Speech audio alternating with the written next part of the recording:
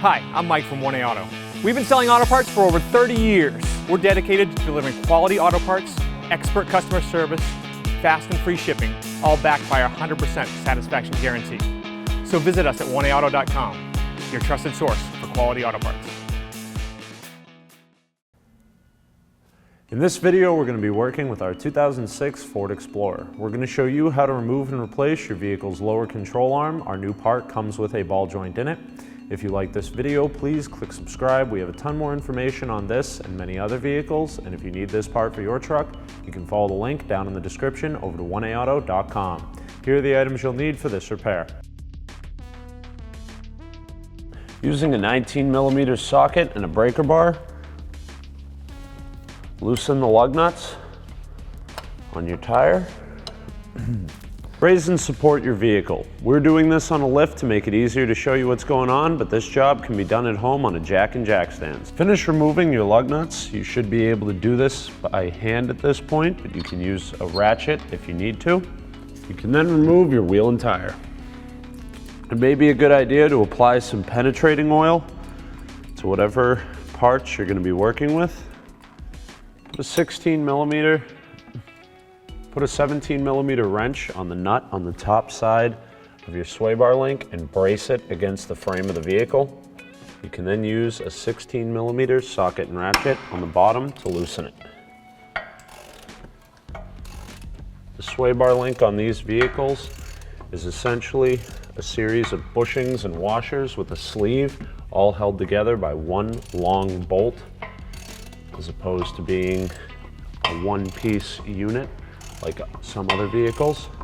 You can see ours is pretty rough here because there's usually not this much slack. That's actually what your bushing is supposed to look like on all four pieces, one on each side. And you can see the old ones are worn down or cut there. Looks like they've actually fallen off over time. Once the nut's out, you can try to remove the bolt from the center of the sway bar link. This can be pretty difficult, so if it doesn't come out by hand, don't be afraid to get on there and give it a good hit with a hammer. The sway bar link will disassemble just like that when you pull it out, so just make sure you have all the old bushing material and all the old washers off of it. Using a 24mm socket and ratchet, remove the bolt in the lower portion of the strut. This has a wing nut on it inside of the control arm that's going to rotate and jam up against the bottom, so you don't need to put a wrench on it. Just be ready to catch that when it does come out. The 24mm socket will loosen and remove the lower ball joint nut. Strike the side of the steering knuckle with a large hammer. Be sure to use this proper safety equipment, and it should pop the ball joint free from the knuckle.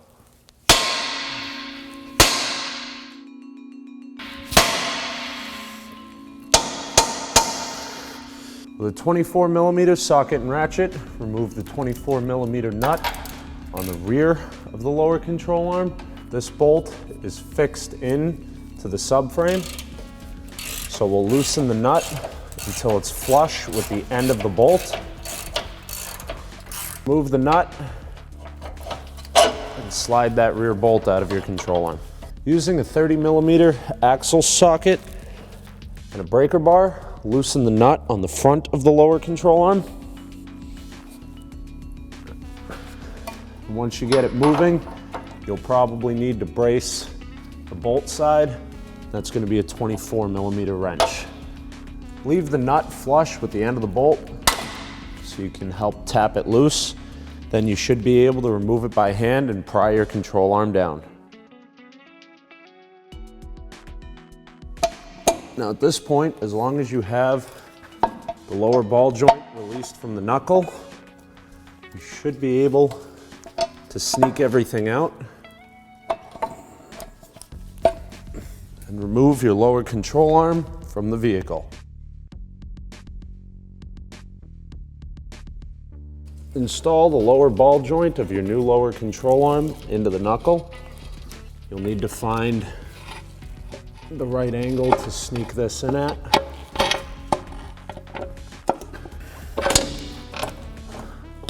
then just for safety, we'll start the new nut. Set the strut into the lower control arm, and then line up the backs. Set the bolts into place.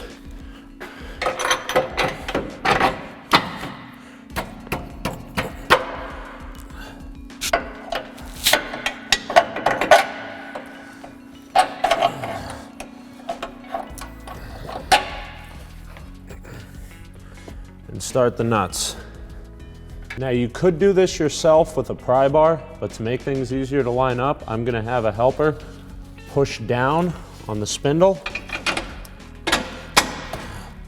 while we install the strut bolt. You may be able to use a pry bar to help line up that bottom bolt, and you're gonna wanna send just the tip of the bolt through and install that flag nut on the back side by lining it up and trying to thread that strut bolt into it.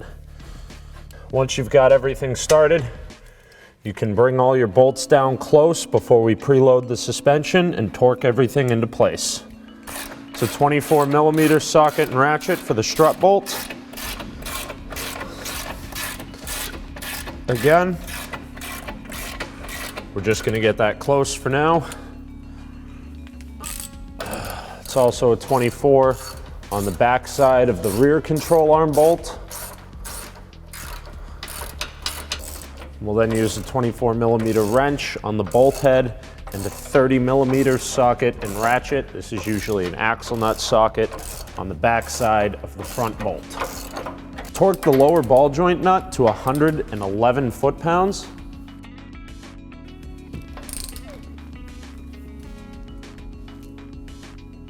Using a screw jack or a floor jack, put the weight of the vehicle onto it so the suspension is at ride height. This means when we torque down our bushings, everything will be in place with no preload. The strut bolt gets torqued to 248 foot-pounds, and we did need to rent a larger torque wrench to get these sizes, but it is still a 1/2-inch drive and still works with the sockets we already had.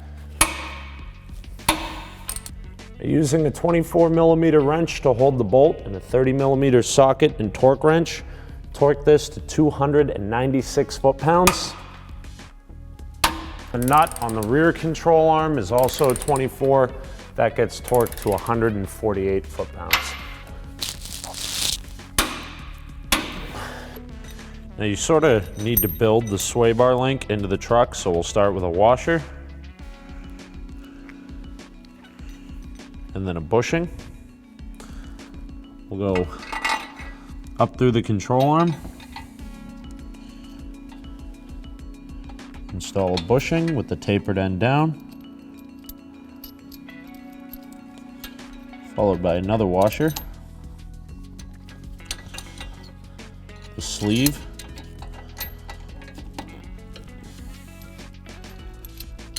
a washer with the cupped end facing up, the bushing with the tapered end facing up.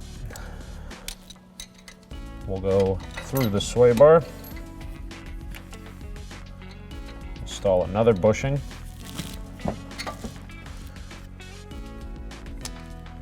then install the washer and a nut and tighten your new hardware down. You'll want a 17mm wrench on the nut and a 16mm socket and ratchet on the bolt end. And just tighten that up until it compresses the bushings, so you know that everything's nice and tight. There's no slop in there to make any noise when you go over bumps. Once that's down tight, you can lower the weight off of the screw jack or floor jack. Reinstall the wheel and tire onto your hub. It's easiest to put a lug nut inside of the 19mm socket to start it onto the studs. Get all 5 of these down as tight as you can by hand, and then we'll torque the wheel once there's some weight on it. Lower the vehicle back down and put partial weight onto the wheel and tire. This means that you may have your jack or lift under the vehicle, get the tire to touch, and let the vehicle come down some without allowing it completely off of the lift or jack. Torque your lug nuts to 100 foot-pounds in a cross pattern. Thanks for watching. Visit us at oneauto.com for quality auto parts, fast and free shipping, and the best customer service in the industry.